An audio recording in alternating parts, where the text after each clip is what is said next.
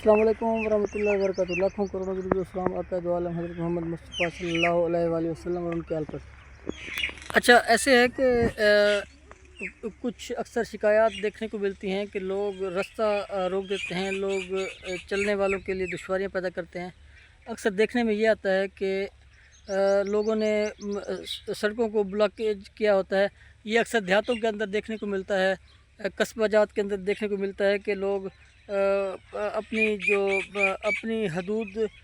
کے اوپر تو وہ چار دیواری دے دیتے ہیں، باقی جو سڑکیں ہیں اس کے اوپر جانور باندھ دینا یا جانوروں کے چارہ جات کی کھرلیاں وغیرہ رکھ دینا یا استعمال کا جو لکڑیاں ہیں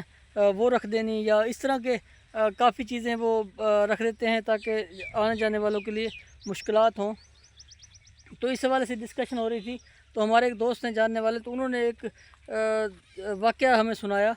کہ اس طرح ان کے ہمسائے میں ایک آدمی تھا جو کہ مسلسل ان کے راستے کے اندر رکاوٹ ڈالتا تھا، مختلف حوالوں سے انہیں تنگ کرتا تھا اور پوری بستی کے لوگ اس سے تنگ تھے کیونکہ آنے جانے کا جو راستہ تھا وہ اکثر اس کو بلاک کر دیتا تھا تو لوگ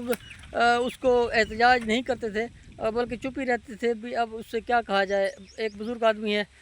تو اس کو کیا کہنا۔ تو میں سمجھتا ہوں کہ وہ جو چپ رہتے تھے تو پھر وہ اس حوالے سے وہ شیر بنتا گیا، وہ روکتا رہا، لیکن کچھ عرصے کے بعد اس کی موت واقع ہوئی اس بندے کی۔ تو وہ کہتے ہیں کہ جب ہم نے اسے اٹھایا لے کر قبرستان کی طرف جانے لگے تو جنازے کے بعد اس کی جو جسد خاکی تھا، جو بھی اس کو اٹھا رہا تھا تو اس کے کاندھے دکھنے لگے اور لوگ بمشکل ہی 1 ایکڑ سفر کر پائے اور پھر ٹرالی منگوانی پڑی، اس کے اوپر لے کر گئے کیونکہ بول کوئی بھی نہیں رہا تھا۔ ظاہری بات ہے جب کوئی فوت ہو جاتا ہے تو اس کے بارے میں بات اکثر نہیں کی جاتی جنازے کے اندر خاص کر۔ تو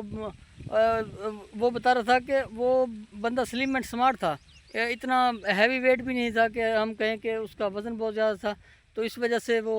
کاندھے دکھ رہے تھے یا بہت زیادہ وزن۔ تو وہ کہہ رہے جی اس کے کوئی ایسی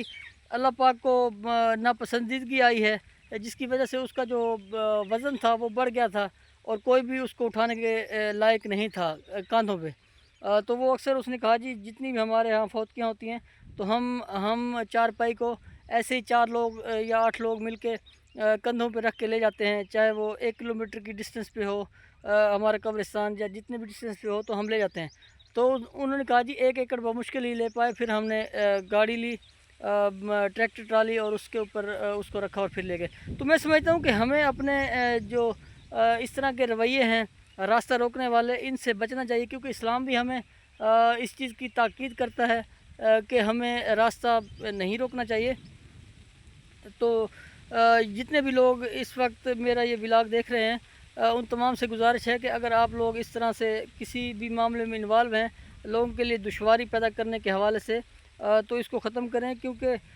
ظاہری بات ہے موت تو سب کو آنی ہے۔ اگر ہم اچھائی کر کے جائیں گے تو پھر اس کا اچھا صلہ ملے گا، کیونکہ کبھی بھی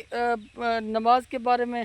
اللہ تعالیٰ نے اتنی سختی اس حوالے سے نہیں کی، حالانکہ نماز کا بارہا جگہ پہ ذکر آیا ہے۔ روزے کے حوالے سے بھی کیونکہ اللہ پاک کہتے ہیں کہ جو میرے حقوق ہیں وہ تو میں بھلے معاف کر دوں گا، لیکن جو حقوق العباد ہے وہ میں معاف نہیں کروں گا جب تک وہ لوگ معاف نہیں کریں گے۔ تو میں سمجھتا ہوں کہ حقوق العباد کے معاملے میں ہمیں خاص کر ڈرنا چاہیے، کیونکہ حقوق العباد اس وقت تک معاف نہیں ہوتے جس وقت تک بندہ معاف نہ کرے۔ تو لہٰذا جتنے بھی لوگ اس معاملے میں انوالو ہیں لوگوں کا راستہ روکنے کے حوالے سے، تو میری گزارش ہے، ہاتھ جوڑ کے اپیل ہے کہ اس طرح کی حرکات نہ کریں کیونکہ یہ بہت ہی خطرناک ہے آپ کی آخرت کے لیے۔ تو کوشش کریں لوگوں کے لیے آسانیاں پیدا کریں اور آسانی تقسیم کریں۔ شکریہ، جزاک اللہ۔